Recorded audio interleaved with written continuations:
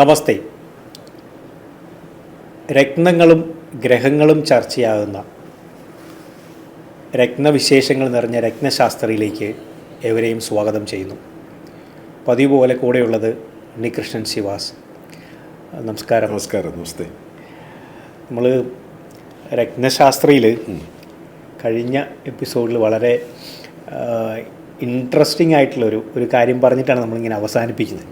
അതായത് രത്നങ്ങൾ ഉപയോഗിക്കുന്ന ചിലപ്പം ഒരു വ്യക്തിയായിരിക്കാം, പക്ഷെ അതിൻ്റെ ഒരു അനുഭവം അല്ലെങ്കിൽ അതിൻ്റെ ഒരു റിസൾട്ട് എന്നൊക്കെ നമുക്ക് പറയാം. അതിൻ്റെ ഒരു കാര്യങ്ങൾ ചിലപ്പം കിട്ടുന്നത് അല്ലെങ്കിൽ അനുഭവവേദ്യമാകുന്നത് മറ്റൊരാൾക്കാണ്. അതെ അതെ. എന്തുകൊണ്ടാണ് അല്ലെങ്കിൽ എന്താണ് അതിൻ്റെ ഒരു കാര്യം? നമ്മൾ അസ്ട്രോളജി സംസാരിക്കേണ്ടി വരും. നമ്മൾ കൂടുതലും ജംസ് റിലേറ്റഡ് ആയിട്ടുള്ള കാര്യങ്ങൾ സംസാരിക്കുന്നത്.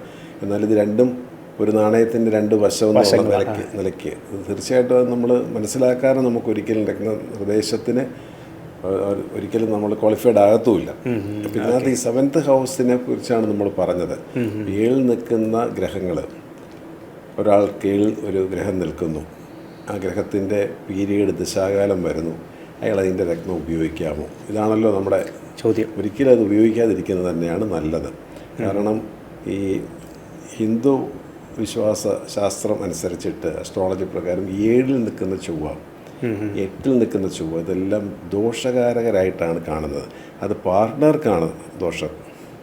ഒരു പെൺകുട്ടികൾ ചിലർക്ക് ചൊവ്വ ദോഷമെന്നും പറഞ്ഞ് നിന്ന് പോകുന്നത് ആ കുട്ടിക്കല്ല ദോഷം. മാരേജ് നടന്നാൽ മറ്റ് പാർട്ട്ണർക്കാണ്. 7th ഹൗസ് എന്ന് പറഞ്ഞാൽ മാരേജുമായിട്ട് റിലേഷൻ ആണെങ്കിൽ 8th ഹൗസ് പെൺകുട്ടികളുടെ ഹസ്ബൻഡിൻ്റെ ആയുർ സ്ഥാനമാണ്. 8 ചൊവ്വ ഉള്ള ഒരു പെൺകുട്ടിക്ക് 8th ഹൗസിലെ ചൊവ്വയുടെ ദശാകാലം വരുമ്പോൾ പാർട്ണർ എഫക്റ്റ് ചെയ്യും. അപ്പോൾ അതിന് തത്തുല്യമായിട്ടുള്ള മാച്ച് ഉണ്ടോ എന്നാണ് നോക്കേണ്ടത്. അതിനാണ് ജാതക പരിശോധന ചെയ്യുന്നത്. നല്ല അസ്ട്രോളജീസ് നമ്മളത് നോക്കാറില്ല, ചെയ്യാറില്ല. എന്നാൽ പോലും അതിനെക്കുറിച്ച് അറിവുള്ള ആൾക്കാർ ഈ 8 നിൽക്കുന്ന പെൺകുട്ടിക്കെല്ലാം കഴിക്കണമല്ലോ, 8th ഹൗസിലാണ് ചൊവ്വ നിൽക്കുന്നത്. അപ്പോൾ ഡിലേ ഉണ്ടാകാൻ വളരെ ചാൻസ് ഉണ്ട്. കാരണം ഇതിനൊത്തിണങ്ങിയ ഒരു ചാർട്ട് കിട്ടണം. അത് 8 ചൊവ്വ ദോഷം ഉണ്ടാകുമ്പോൾ കല്യാണം ആകുന്നില്ല എന്ന് പറയുന്നത് കേട്ടിട്ടില്ല നമ്മൾ. കോമൺ ആയിട്ട് 7 കിട്ടും. അപ്പോൾ അത് ആ കുട്ടിക്കല്ല, പാർട്ട്ണർക്കാണ് അതിൻ്റെ അതിനെ കല്യാണം കഴിക്കാൻ പോകുന്ന പയ്യനാണ് ദോഷം. അവൻ്റെ ആയുസ്സിനെ ബാധിക്കുന്നത്. അപ്പോൾ മനസ്സിലായല്ലോ, 7th 8th ഹൗസിൽ പാർട്ണർക്കാണ് ഇത് എഫക്റ്റ് ചെയ്യുന്നത്. അപ്പോൾ ആ കാലഘട്ടത്തിൽ അതായത് ദശാകാലം നടക്കുന്ന പെൺകുട്ടിക്ക് ഒക്കെ അതിനിപ്പോൾ ചൊവ്വ തന്നെയാണെന്ന് വിചാരിക്കുക, എടുക്കാൻ നമുക്ക് 8th ഹൗസിൽ ചൊവ്വ നിൽക്കുന്നു, ആ കുട്ടിക്ക് ചൊവ്വയുടെ ദശാകാലം വന്നു, ആഫ്റ്റർ മാരേജ് വന്നെന്ന് വിചാരിച്ചാൽ ഇതിന് ആരെങ്കിലും അബദ്ധവശാൽ കോറിലിട്ടോളാൻ പറഞ്ഞാൽ, ചൊവ്വയ്ക്കൊരു ദോഷമുണ്ട് അവിടെ കോറിലിട്ടോ എന്ന് പറഞ്ഞിട്ടാൽ ഡെഫിനറ്റ്ലി പാർട്ണർക്കായിരിക്കും അടി കിട്ടുന്നത്. അതിൻ്റെ ഒരു റിസൾട്ട് അല്ലെങ്കിൽ അനുഭവം കിട്ടുന്നത് ഈ പറയുന്ന ലൈഫ് 8ൽ നിൽക്കുന്ന ദശാകാലങ്ങൾ, 8ൽ നിൽക്കുന്ന ഗ്രഹത്തിൻ്റെ ദശാകാലങ്ങളിൽ ചൊവ്വയല്ല വേറെ ഏതും ആയിക്കോട്ടെ, എന്നാൽ പോലും നമ്മൾ ചോദിച്ചാൽ പറയും, സാർ ഇപ്പോൾ ഹസ്ബൻഡിനൊരു ആക്സിഡൻറ്റ് കഴിഞ്ഞതേ ഉള്ളൂ, കുഴപ്പമൊന്നും ഉണ്ടായില്ല, രക്ഷപ്പെട്ടു എന്ന് പറയും. ഇത് നമ്മളൊന്ന് ടച്ച് ചെയ്ത് പോകും ഉറപ്പായിട്ടും. അപ്പോൾ അതിനൊരു ആക്കം കൂട്ടുവാണ് അതിൻ്റെ കൂടെ വീണ്ടും അതേ കല്ലൂടെ മേടിച്ചിട്ടാൽ. അതായത് നമ്മൾ മുമ്പുള്ള എപ്പിസോഡിലൊക്കെ പറഞ്ഞിട്ടുണ്ട്, ഈ രത്നങ്ങൾ എപ്പോഴും ആ എക്സിസ്റ്റിംഗ് ആയിട്ടുള്ള പ്ലാനറ്ററി പൊസിഷനെ ആക്ടിവേറ്റ് ചെയ്യും. 8ലെ ചൊവ്വയെ ആക്ടിവേറ്റ് ചെയ്യിക്കത്തേ ഉള്ളൂ ഈ രത്നവിഴം. അപ്പോൾ അത് ഇടാവോ വേണ്ടി 8ൽ ചൊവ്വ തന്നെ ദോഷം, പിന്നെ അതിൻ്റെ പവിഴം കൂടി ഇട്ട് അത് ഡബിൾ ആക്കുകയോ ചെയ്യുന്നത്. അവിടെ ആ എഫക്റ്റ് വീണ്ടും കൂടും. പക്ഷെ അതിൻ്റെ അനുഭവം അല്ലെങ്കിൽ റിസൾട്ട് പോകുന്നത് ഈ പറയുന്ന പാർട്ട്ണർക്ക് പോയി. ഇതിന് മാത്രമേ നമുക്കുള്ളൂ. ബാക്കി ഒരു ഗ്രഹസ്ഥിതിയിലും ബാക്കിയുള്ള ഇപ്പോൾ 7 8 കഴിഞ്ഞാലും നമുക്ക് ഏത് ഹൗസിൽ ഏത് ഗ്രഹം നിന്നാലും ആ ധരിക്കുന്ന ആളെ ബാധിക്കത്തുള്ളൂ. മറിച്ച് 7th 8th ഹൗസിൽ നിൽക്കുന്ന ഗ്രഹങ്ങളുടെ കല്ലുകൾ ധരിച്ചാൽ അത് പാർട്ണറെ ആയിരിക്കും ബാധിക്കുന്നത്. ഇതിപ്പം ഏത് ചൊവ്വ തന്നെയല്ല, മറ്റേത് ഗ്രഹമാണെങ്കിലും ഗ്രഹങ്ങളാണ് കൂടുതലും പാപഗ്രഹങ്ങൾ. അവിടെ നിന്നാൽ ഈ എഫക്റ്റ് പാർട്ണർക്കായിരിക്കും കൊണ്ടുവരുന്നത്. ഇതിപ്പോൾ നമ്മളൊരു ഒരു ഒരു നെഗറ്റീവ് അല്ലെങ്കിൽ ഒരു ദോഷവശമാണ് അതിന് പറഞ്ഞത്. പക്ഷെ അതിനകത്ത് പ്ലസ് ഗുണമാണെങ്കിലും ഈ പറയുന്ന രീതിയിൽ ഇതാവുമോ? അല്ല, അങ്ങനെയും നമുക്കൊന്ന് ശരിക്കും ചർച്ച ചെയ്യേണ്ട കാര്യം. കാരണം ധനു ലഗ്നം ഓക്കെ. ധനു ലഗ്നം എന്ന് പറഞ്ഞാൽ വ്യാഴം ലഗ്നാധിപനാണ്. വ്യാഴമാണ് ഇതിനകത്ത് ഏറ്റവും ഇമ്പോർട്ടൻസ്. ഓക്കെ. ആ ധനു ലഗ്നത്തിൻ്റെ 8th ഹൗസ് എന്ന് പറയുന്നത് കർക്കിടകമാണ്. ആ കർക്കിടകത്തിൽ ഈ ലഗ്നാധിപനായ വ്യാഴം പോയി നിന്നു. വ്യാഴം ഉച്ചത്തിലാണ് നിൽക്കുന്നത്. ലഗ്നാധിപൻ 8ൽ ഉച്ചത്തിൽ നിന്നാൽ കല്ല് ധരിക്കാം. അപ്പോൾ അവിടെ 8th ഹൗസ് ആണല്ലോ. അതെ. ആ കുട്ടിക്ക് പെൺകുട്ടിക്ക് 8th ഹൗസിൻ്റെ പീരീഡുമാണെന്ന് വിചാരിക്കുക. ധരിക്കുന്നതുകൊണ്ട് ദോഷം വരില്ല. ഒന്നാമത് അതൊരു ഡിവൈൻ പ്ലാനറ്റ്. ലഗ്നാധിപൻ 8th ഹൗസിൽ എക്സോൾട്ടഡ് ആയിട്ട് നിൽക്കുന്നു. അങ്ങനെയുള്ളപ്പോൾ നമ്മൾ ചെറിയ ഡോസേജ്, അല്ലെങ്കിൽ അതിന് എലോസഫർ ആയിരിക്കത്തില്ല, സിട്രനായിരിക്കും നമ്മൾ കൊടുക്കുന്നത്. എപ്പോഴും എന്നാലും 8th ഹൗസിലാണല്ലോ ഇത് നിൽക്കുന്നത്. അത് വെച്ചുകൊണ്ട് നമ്മൾ അതിൻ്റെ സോഫ്റ്റ് ആയിട്ടുള്ള സ്റ്റോൺസ് ഉപയോഗിക്കുക. അത് റിസൾട്ട് ഉണ്ടാവും. മറ്റ് പല ഗ്രഹങ്ങളും നിൽക്കുമ്പോഴും നമുക്കത് ഞാൻ കൊടുക്കാറില്ല. ഈ വ്യാഴത്തിൻ്റെ സ്റ്റോണാണെങ്കിൽ നമുക്ക് കൊടുക്കാറൊക്കെ നോക്കാം. കാരണം ലക്ഷം ദോഷം ഗുരുഹന്തി എന്ന് വ്യാഴബലം ഉണ്ടെങ്കിൽ ഒരുപാട് ഗുണങ്ങൾ നമുക്ക് ഉണ്ടാവും.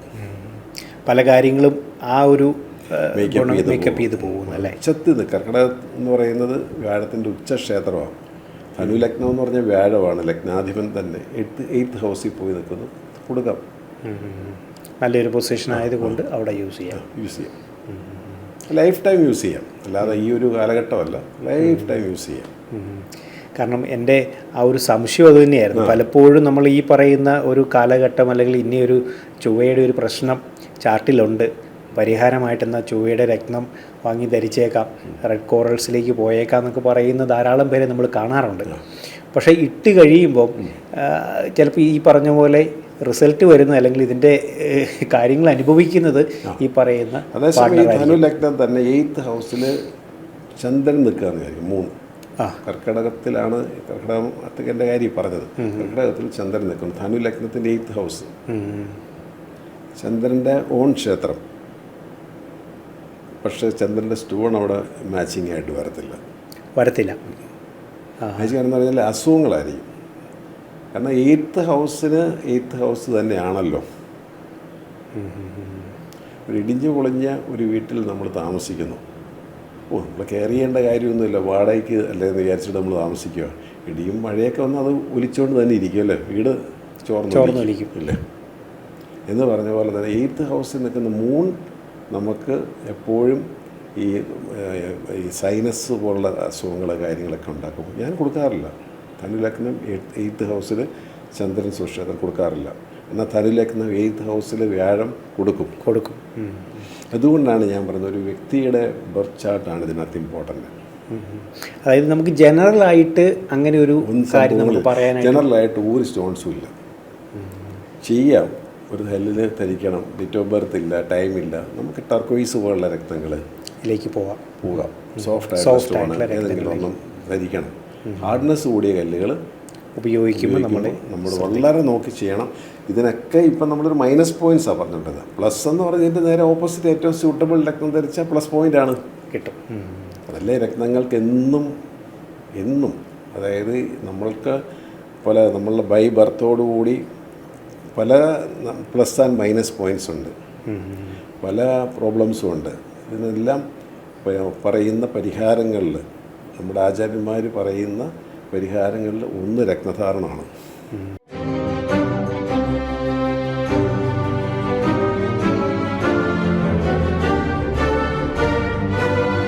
നമ്മൾ പറഞ്ഞു വന്ന ആ ഒരു കാര്യം വളരെ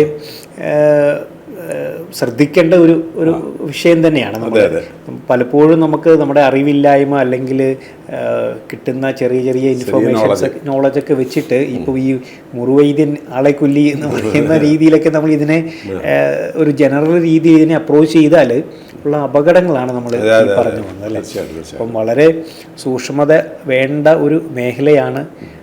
കൃത്യമായിട്ടുള്ള പഠനങ്ങൾ അല്ലെങ്കിൽ ആ ഒരു ഇതിനെക്കുറിച്ച് കൃത്യമായിട്ട് പറഞ്ഞു തരാൻ അറിവുള്ള ഒരാളുടെ ഒരു അഡ്വൈസ് എടുത്തത് കൊണ്ട് വേണം നമ്മൾ ഇതിലേക്ക് പോകാനായിട്ട്. പ്രത്യേകിച്ച് ഈ പറയുന്ന 7th അതുപോലെ 8th ഹൗസ് അല്ലാതെ ഉണ്ട് 6th ഹൗസ്, ഇങ്ങനെ പലതുണ്ട്. നമുക്കത് പറയാം. 7th 8th ആണ് നമ്മൾ പറഞ്ഞുകൊണ്ടിരിക്കുന്നത്.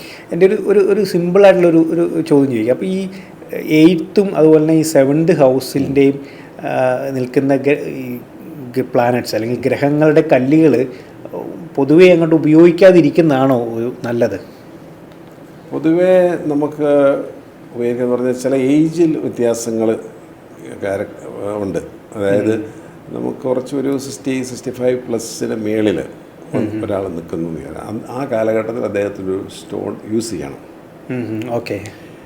അപ്പം 8th ഹൗസ്, ഇപ്പം ഞാൻ പറഞ്ഞത് ധനു അല്ലെങ്കിൽ ഏതെങ്കിലും 8th ഹൗസിൻ്റെ ആൾ 8th ഹൗസിൽ തന്നെ നിൽക്കുന്നു. അപ്പം 8ാം ഭാവാധിപൻ 8ൽ നിൽക്കുന്നത് ദീർഘായുസിനെയാണ് കൊടുക്കുന്നത്, കാണിക്കുന്നത്. അപ്പം അതിനൊക്കെ ചെറിയ സ്റ്റോൺസ് യൂസ് ചെയ്യാം വേണമെങ്കിൽ, ദീർഘായുസ്. അപ്പം അല്ലാതെ നമുക്ക് ഒന്നും കൊടുക്കാൻ പറ്റില്ല. അല്ലെങ്കിൽ പൊതുവേ 7th to 8th ഹൗസ് നമ്മൾ വിട്ടേക്കോ നല്ലത്. ഒരു റിസ്ക് എടുക്കാതെ, കാരണം നമുക്ക് റിസ്ക് നമ്മുടെ ഒരാളുടെ ഒരു ലൈഫാണ്, ജീവനല്ലോ ബാധിക്കുന്നത്. കഴിഞ്ഞ ദിവസം ഒരു പെൺകുട്ടി ഇപ്പോഴും രാവിലെ മെസ്സേജ് ചെയ്തിട്ടുണ്ട്, ഡയമണ്ട് മേടിച്ചു, അതിൻ്റെ ആ കുട്ടിക്ക് വേറെ സ്റ്റോൺ സജസ്റ്റ് ചെയ്ത് ആ കുട്ടി വന്ന് സ്റ്റോൺ ഓർഡറും കൊടുത്തിട്ടുണ്ട്. ഡയമണ്ട് ഇച്ചിരി കയ്യിൽ ഇരിപ്പുണ്ട്. അപ്പോൾ എന്നോട് ചോദിച്ചത്, സാറേ അതിടാവോ? നമ്മൾ വേണ്ട, മേടിച്ചു പോയി, നമ്മൾ വല്ലപ്പോഴും ഇട്ടോ, വല്ലപ്പോഴും ഇടുന്നുണ്ട്, കുഴപ്പമില്ല. ഞാൻ പറഞ്ഞില്ല, റോങ് ആയിട്ടുള്ളൊരു മെഡിസിൻ ഒരു നേരം കഴിക്കാം, കുഴപ്പമൊന്നും സംഭവിക്കാൻ പോകുന്നില്ല. റെഗുലറായിട്ടൊരു റോങ് മെഡിസിനോ റോങ് ഫുഡോ കഴിച്ചാൽ അത് നിങ്ങളുടെ ശരീരത്തെ എഫക്റ്റ് ചെയ്യും, വല്ലപ്പോഴും ഇട്ടോ. അപ്പോൾ എന്നോട് ഇന്ന് രാവിലെ മെസ്സേജ് അയച്ച് ചോദിച്ചിരിക്കുന്നത്, ലാബ് ഗ്രോൺ ഡയമണ്ട് യൂസ് ചെയ്യട്ടെ എന്നാലേ പറ്റുമോ എനിക്ക്? ഞാൻ പറഞ്ഞില്ല, രണ്ടും ഒരേ ഹാർഡ്നെസ്സാണ് കല്ലിന്, അത് ലാബിലാണ് ഉണ്ടാക്കുന്നതെന്ന് മാത്രമേ ഉള്ളൂ, മറ്റേ നാച്ചുറലായിട്ടാണ്, എന്നാലും ഹാർഡ്നെസ് ഒന്നാണ്, നമ്മൾ ഉപയോഗിക്കാതിരിക്കുക. ഞാൻ പറഞ്ഞു, എൻ്റെ പൊന്നുമോളെ, ഇത് നമ്മൾ ഉപയോഗിക്കുമ്പോൾ നമുക്കല്ല ഇതിൻ്റെ പ്രശ്നം വരുന്നത്, നിങ്ങളുടെ ഹസ്ബൻഡിനാണിത് വരുന്നതെന്ന് പറഞ്ഞപ്പോൾ ഇയ്യൊന്നാ വേണ്ടെന്ന് പറഞ്ഞു. നമുക്ക് അറിവില്ലായത് നമുക്കിപ്പം നമ്മൾ കടയിൽ എല്ലാ സ്റ്റോണുകളും വിൽക്കാൻ വേണ്ടി വെച്ചിരിക്കുന്നതാണ്. അതെ, എൻ്റെ ബ്രെഡ് ആൻഡ് ബട്ടറാണ് സ്റ്റോൺസ്. പക്ഷെ ഞാനത് മിസ്യൂസ് ചെയ്യുന്നില്ല. എനിക്ക് ആവശ്യമില്ലാത്ത ഒരു സ്റ്റോൺ ഞാൻ സജസ്റ്റ് ചെയ്യത്തില്ല. ഇനി പ്രീഷ്യസ് അല്ല സെമി പ്രീഷ്യസ് ആ മാച്ചിങ് ആണെങ്കിൽ സെമി പ്രീഷ്യസ് മാത്രമേ കൊടുക്കുകയുള്ളൂ, അങ്ങനെ കൊടുക്കാവുള്ളൂ. അല്ലെങ്കിൽ ഇതിൻ്റെ ഇമ്പാക്റ്റ് മൈനസ് പോയിൻ്റ് എനിക്ക് തന്നെ ആയിരിക്കും ആദ്യം എഫക്റ്റ് ചെയ്യുന്നത്. ഇതിനെക്കുറിച്ച് എനിക്ക് നല്ല ബോധ്യമുണ്ട്. നമ്മൾ അറിയാതെ എന്ത് വേണമെങ്കിലും നമ്മൾക്ക് ചെയ്തു പോകും. അറിവോടുകൂടി നമ്മൾ റോങ് ആയിട്ടുള്ള കാര്യങ്ങൾ ചെയ്താൽ ആദ്യം എഫക്റ്റ് കിട്ടുന്നത് നമുക്ക് തന്നെയായിരിക്കും. ഇതെനിക്ക് നല്ല ബോധ്യമുള്ളതുകൊണ്ട് അങ്ങനെ ചെയ്യുകയില്ല. ബിസിനസ്സാണെന്ന് ചോദിച്ചുണ്ട്, പക്ഷെ അത് എല്ലാം അങ്ങനെയല്ല. ഇപ്പോൾ ഈ പറഞ്ഞ പോലെ തന്നെ നമ്മൾ ഒരു രത്നത്തിലേക്കൊക്കെ പോകുമ്പോൾ പലപ്പോഴും ആൾക്കാർക്കുള്ള ഒരു സംശയമാണ്, നമുക്ക് ചിലർക്ക് ഈ പറഞ്ഞ പോലെ സെമി പ്രീഷ്യസ് ആയിട്ട്, അത് ഉപരത്നങ്ങളൊക്കെ ആയിരിക്കും, അല്പമൂല്യ രത്നങ്ങളായിരിക്കും അവർക്ക് അനുയോജ്യം. പക്ഷേ ആൾക്കാരുടെ ഒരു ധാരണ ഈ പ്രഷ്യസ് ഇട്ടാൽ മാത്രമേ ഗുണം കിട്ടത്തുള്ളൂ, അല്ലെങ്കിൽ കുറച്ച് വിലയുള്ള സ്റ്റോണുകൾക്ക് ഈ ഒരു ഗുണം നമുക്ക് കിട്ടത്തുള്ളൂ, മറ്റേത് ഇതിൻ്റെ ഒരു ഡ്യൂപ്ലിക്കേറ്റ് ആണ് എന്നൊക്കെയുള്ള ഒരു ധാരണ ആൾക്കാർക്കുണ്ട്. പക്ഷേ അതൊരു തെറ്റായിട്ടുള്ളൊരു, എല്ലാ രത്നങ്ങൾക്കും ഉപരത്നങ്ങളും ഭൂമിയിൽ തന്നെ കൊടുത്തിട്ടുണ്ട്. ഭൂമിയിൽ തന്നെ ഉണ്ട്. എല്ലാ രത്നങ്ങൾക്കും ഉപരത്നങ്ങളുണ്ട്. അത് എല്ലാ മനുഷ്യർക്കും വേണ്ടി തന്നെ ഉള്ളതാണ്. നമുക്ക് ഇപ്പോൾ വണ്ടികൾ പലതില്ലേ, ഹൈ എൻഡ് മുതൽ താഴെയുള്ള വണ്ടി, എല്ലാം വണ്ടിയാണ്, എല്ലാം നമുക്ക് യാത്ര ചെയ്യാവുന്നതാണ്. നമ്മുടെ ബഡ്ജറ്റ് അനുസരിച്ച് നമുക്ക് വാങ്ങാമല്ലോ, അതെ ഇല്ലേ? എന്ന് പറഞ്ഞ പോലെ തന്നെ നമ്മളുടെ ബഡ്ജറ്റ് അനുസരിച്ചുള്ള രത്നങ്ങൾ നമുക്ക് കിട്ടും, അത് ഉറപ്പായിട്ടും. നാച്ചുറലായിട്ടുള്ള മറ്റേ അതായത് ഈ അമൂല്യ രത്നങ്ങൾ അല്ലെ പ്രീഷ്യസ് സ്റ്റോൺസിൻ്റെ അവൈലബിലിറ്റി ഇല്ലാത്തതുകൊണ്ടാണ് അതിന് കൂടുതലും ഈ പ്രൈസിലുള്ള വേരിയേഷൻസ് കൂടുതലായിട്ട് വരുന്നത്. മറ്റേ കുറച്ച് അവൈലബിൾ ആണ്, ധാരാളം കിട്ടാനുണ്ട്, അതുകൊണ്ട് തന്നെ അതിൻ്റെ വിലയും ഈ പറഞ്ഞ ആ ഒരു ഇതിലേ ഉണ്ടാവും. അതെ. ഇപ്പോൾ കോട്സ് വെറൈറ്റിയിലുള്ള കോട്സ് റോക്സുകൾ കോമൺ ആയിട്ടുണ്ട് ഭൂമിയിൽ. അപ്പോൾ അതിൽ നിന്ന് ധാരാളം വൈറ്റ് കോട്സ്, യെല്ലോ കോട്സ്, പിന്നെ ടോപ്പാസ്, ഇങ്ങനെ ഒരുപാട് കല്ലുകൾ അവൈലബിളാണ്, കിട്ടാനുണ്ട്. അതേസമയം ഇപ്പം നമുക്ക് ഈ വൈറ്റ് ടോപ്പാസിൽ നിന്നും നമുക്ക് വ്യത്യാസം വന്നിട്ട് അത് ഡയമണ്ടിലേക്ക് വരുമ്പം ഡയമണ്ട് റെയറാണ്, എല്ലാ സ്ഥലത്തും അതുപോലെ ഇല്ല. മില്യൺസ് ഓഫ് ഇയേഴ്സ് കൊണ്ടാണ് അത് മൈൻ ചെയ്ത് വരുന്നത്. അപ്പോൾ അതിന് വില വ്യത്യാസം വന്നു. പിന്നെ കാഴ്ചയിലും വ്യത്യാസമുണ്ട്, ഇതിനെല്ലാം കാഴ്ചയിലും വ്യത്യാസമുണ്ട്. ഇപ്പം ചില കേസുകളിൽ ഇത് ബെസ്റ്റ് ചിലപ്പം സെമി പ്രീഷ്യസ് ആയിരിക്കും. പിന്നെ എനിക്ക് തോന്നുന്നു നമ്മൾ പല എപ്പിസോഡുകളും പറഞ്ഞൊരു കാര്യം, അതായത് ഈ കുട്ടികളുടെ ഒരു ചെറിയ പ്രായത്തിൽ സ്കൂളിലൊക്കെ പോകുന്ന ആ കാലഘട്ടത്തിലൊക്കെ കൂടുതലും എനിക്ക് തോന്നുന്നു പ്രിഫർ ചെയ്യുന്നത് ഈ പറയുന്ന സെമി പ്രീഷ്യസ് സ്റ്റോൺസ് ആണ് അവർക്ക് ഉപയോഗത്തിൽ നല്ലത്. കാരണം നമ്മളിപ്പോൾ 8 വയസ്സുള്ള ഒരു കുട്ടി കഴിക്കുന്ന ഭക്ഷണമാണോ 30 വയസ്സുള്ള ആൾ കഴിക്കുന്നത്? അല്ല. 8 വയസ്സ് കൊടുക്കുന്ന ഒരു കുട്ടിയുടെ കഫ് സിറപ്പാണോ 30 വയസ്സുള്ള സമയമാണോ കൊടുക്കുന്നത്? അല്ല. പീഡിയാട്രിക് മെഡിസിൻസ് ഉണ്ടല്ലോ, അതെന്തുകൊണ്ടാണ്? ആ പ്രായത്തിനനുസരിച്ചിട്ട്. അപ്പോൾ നമുക്ക് ആ ചെറിയ പ്രായത്തിൽ മിക്കവാറും ഒരു 80% കുട്ടികൾക്ക് ഞാൻ സെമി പ്രീഷ്യസ് കൊടുക്കുന്നു. ഒന്നാമത് അതിന് വാല്യൂ കുറവുണ്ട്, കുട്ടികളത് സൂക്ഷിക്കണമെന്നില്ല. ഈ ഒരു സേഫ്റ്റി എന്തായാലും നഷ്ടപ്പെട്ടു പോയ. പിന്നെ മെറ്റൽ ഗോൾഡ്, അത് നമുക്ക് ഗോൾഡ് കുട്ടികൾക്ക് ഞാൻ പ്രിഫർ ചെയ്യാറേയില്ല. ചില ആൾക്കാർ വന്നിട്ട് അവർക്ക് ഗോൾഡ് തന്നെ വേണം, സിൽവർ ഞങ്ങൾ ഇടാറില്ല. ഇത് തന്നെ ഞാൻ പറഞ്ഞു, ഈ കുട്ടിയുടെ ഒരു സേഫ്റ്റിക്ക് നിങ്ങൾക്ക് കൺസേൺ അല്ലേ? അതെ ഞാൻ പറഞ്ഞു, എന്താ ഇത് മതി.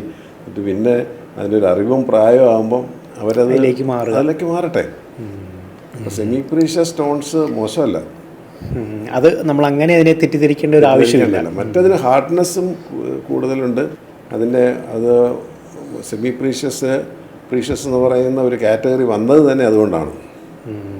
അതിൻ്റെ റയറിറ്റി, അതിൻ്റെ ഹാർഡ്നെസ്, അതാണ് നമ്മൾ അവിടെ ശ്രദ്ധിക്കേണ്ടത്. ഇപ്പം എനിക്ക് തോന്നുന്നു ഈ പറഞ്ഞതുപോലെ ഒരു രത്നവും മാച്ച് ആവാത്ത, അല്ലെങ്കിൽ നമുക്ക് അങ്ങനെ ഡീറ്റെയിൽസ് ഒന്നും അറിയത്തില്ല, പക്ഷേ ഒരു രത്നം ഉപയോഗിക്കണം അങ്ങനെയുള്ളവർക്കുള്ള രത്നങ്ങളുണ്ട്. നമ്മൾ മുമ്പുള്ള ഒരു എപ്പിസോഡിൽ ഒരു രത്നത്തെ നമ്മൾ ടർക്കോയ്സ്, ഫിറോസ, പിന്നെ നമ്മൾ റീസെൻ്റ്ലി ഒരു എപ്പിസോഡിൽ നമ്മൾ രത്നത്തെക്കുറിച്ച് പറഞ്ഞിരുന്നു. അത് അങ്ങനെ അധികം കേട്ടിട്ടില്ലാത്തൊരു രത്നമായിരുന്നു. അത് വളരെ സ്റ്റോണിനെ കുറിച്ച്. അതെ അങ്ങനെ ധാരാളം രത്നങ്ങളുണ്ട്.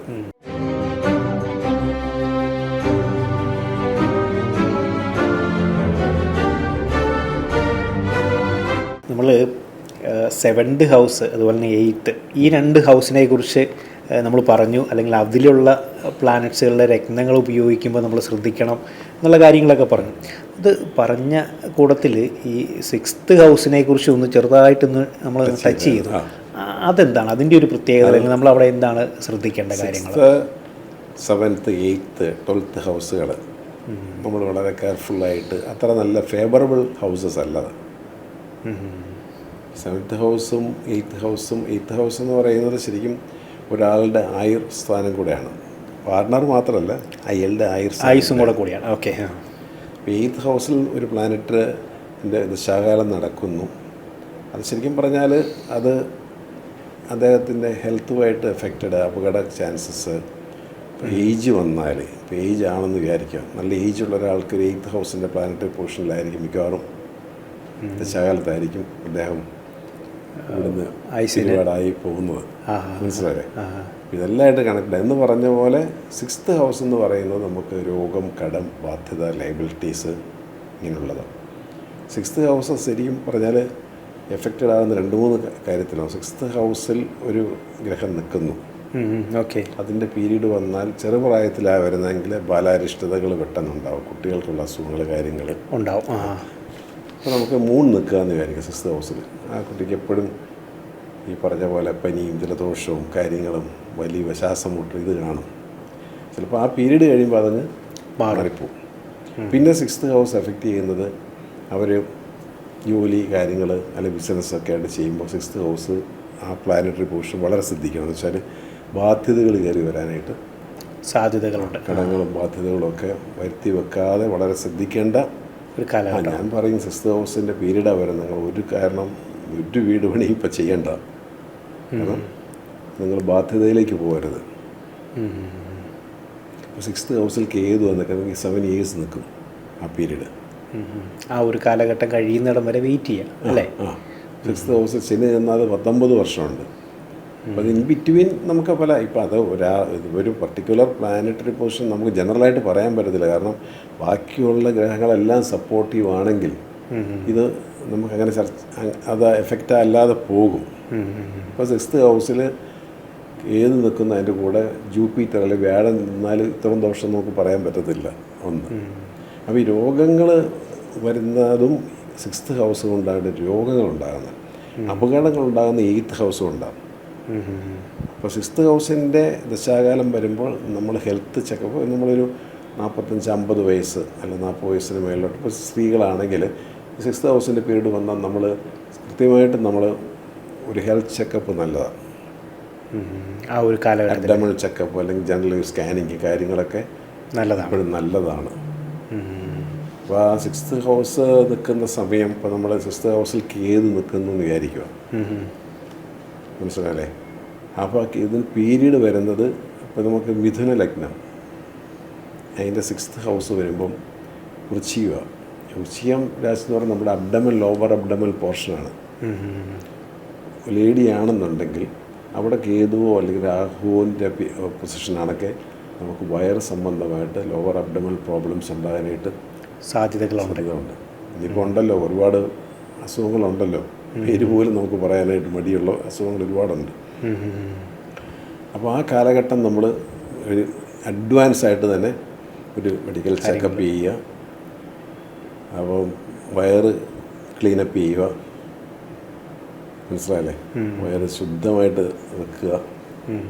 അതുകൊണ്ടാണല്ലോ ഈ ആയുർവേദത്തിലൊക്കെ ഒരു മാസം മന്ത്ലി തന്നെ വയറ് ശുദ്ധീകരിക്കാൻ പറയുന്നുണ്ടല്ലോ. ആയുർവേദ ട്രീറ്റ്മെൻറ്റ് എന്തിനും ആദ്യം വയറിളക്കുക എന്ന് പറയുന്നത് തന്നെ ആദ്യം അവർ ചെയ്യുന്നത്.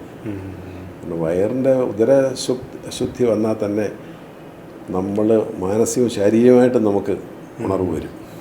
നമ്മുടെ വയർ അപ്സെറ്റാണെങ്കിൽ അന്നത്തെ ദിവസം നമ്മൾ ഇപ്പോൾ 6th ഹൗസ് എപ്പോഴും നമുക്ക് അസുഖങ്ങളുണ്ട്. അപ്പോൾ പിന്നെ അത് ഏത് പ്ലാനറ്റാണ് നിൽക്കുന്നത് എന്നുള്ളത് വളരെ ഇമ്പോർട്ടൻ്റ് ശ്രദ്ധിക്കണം. അതുമായിട്ട് റിലേറ്റഡ് ആയിട്ടുള്ള അസുഖങ്ങളെ വരുള്ളൂ. ഇപ്പോൾ 6th ഹൗസ് നിൽക്കുന്നവർക്കെല്ലാം വയറിന് അങ്ങനെ അതിൽ ഏത് പ്ലാനറ്റാണ് അല്ലെങ്കിൽ അതിൻ്റെ ഏത് കാലഘട്ടമാണെന്നൊക്കെ അനുസരിച്ചിരിക്കും. 6th ഹൗസിൻ്റെ കാലഘട്ടമാണോ, 6th ഹൗസിൽ ഏതാണ് ഗ്രഹം നിൽക്കുന്നത്.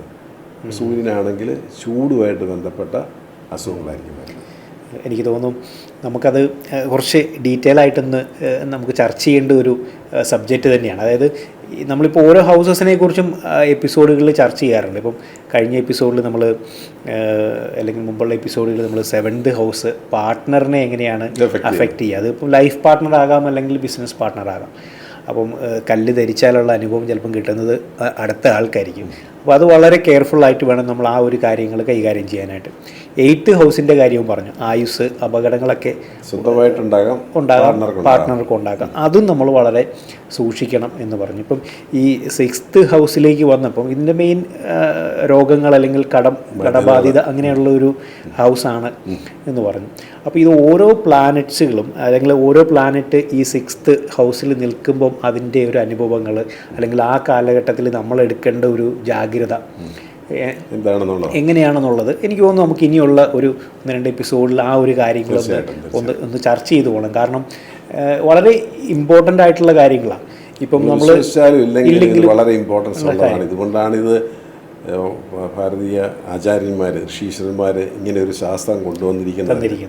നമുക്ക് കഴിഞ്ഞു പോയ കാലഘട്ടങ്ങൾ അറിയാൻ വേണ്ടിയിട്ടല്ല, അത് നമുക്ക് വ്യക്തമായിട്ട് അറിയാം, നമുക്കെല്ലാം അറിയാവുന്നത്.